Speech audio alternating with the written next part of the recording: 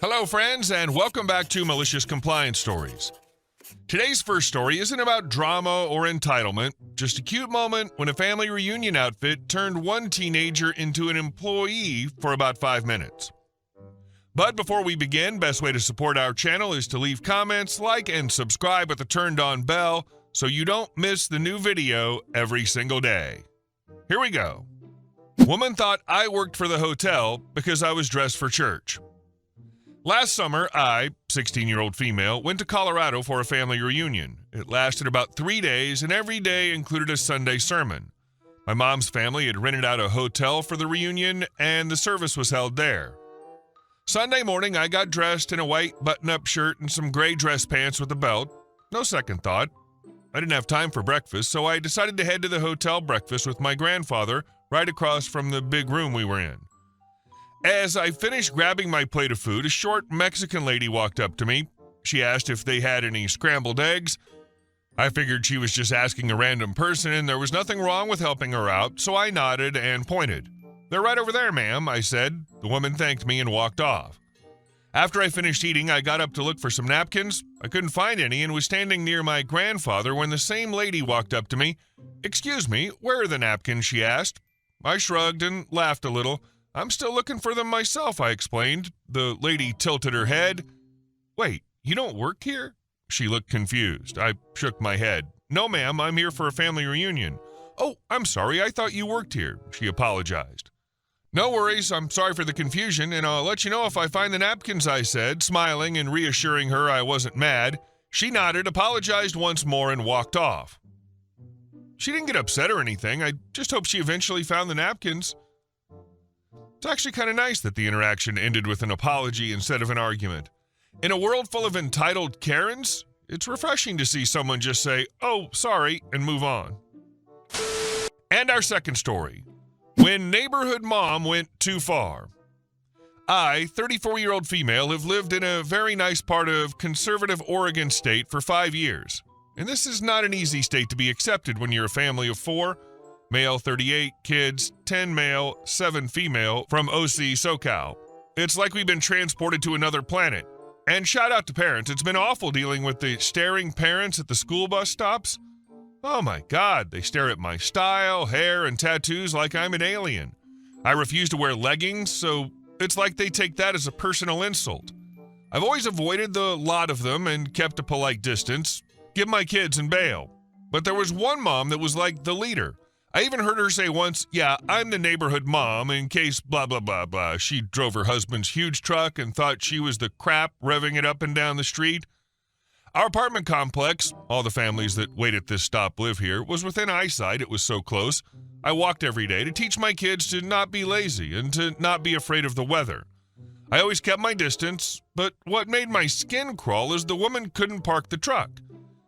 It was the first in-person school year since COVID, and she was parking on the sidewalk directly in front of the corner that the bus pulled up to.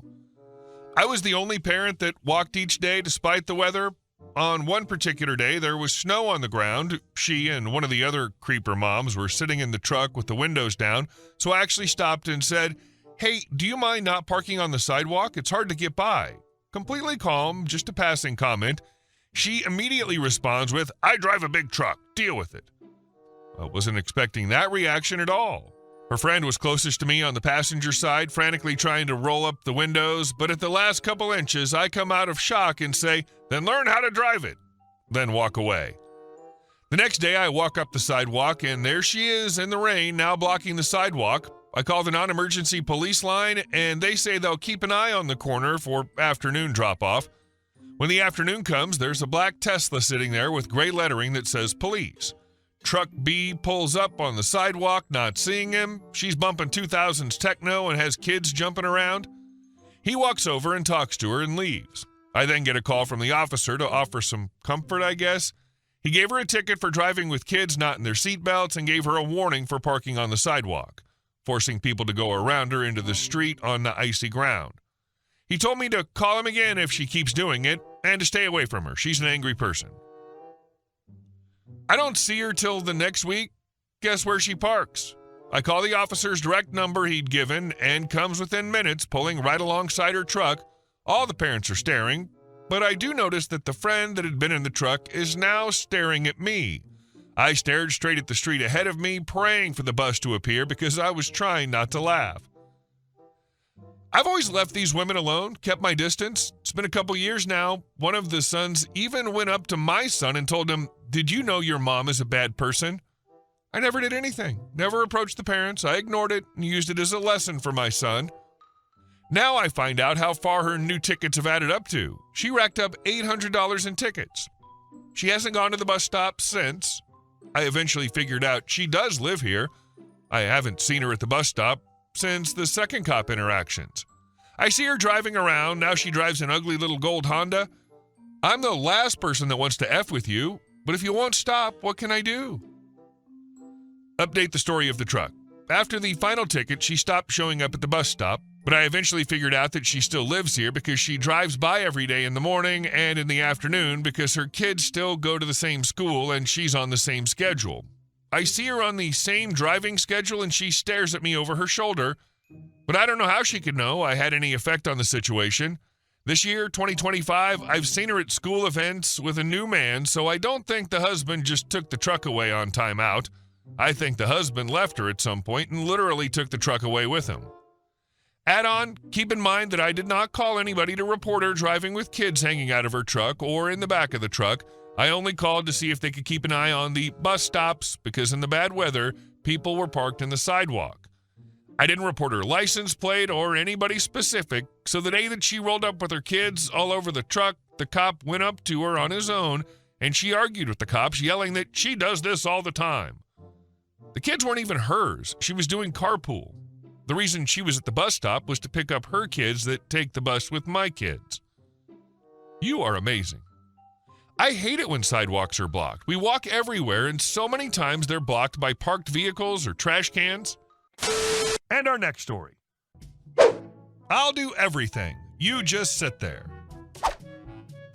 I work part-time in a small convenience store, just me and the boss lady. I'm usually there so she can do paperwork in the back and order supplies, so while I'm on the cash register, I have to keep everything in front stocked, keep the returned drink bottles and cans neatly organized, etc.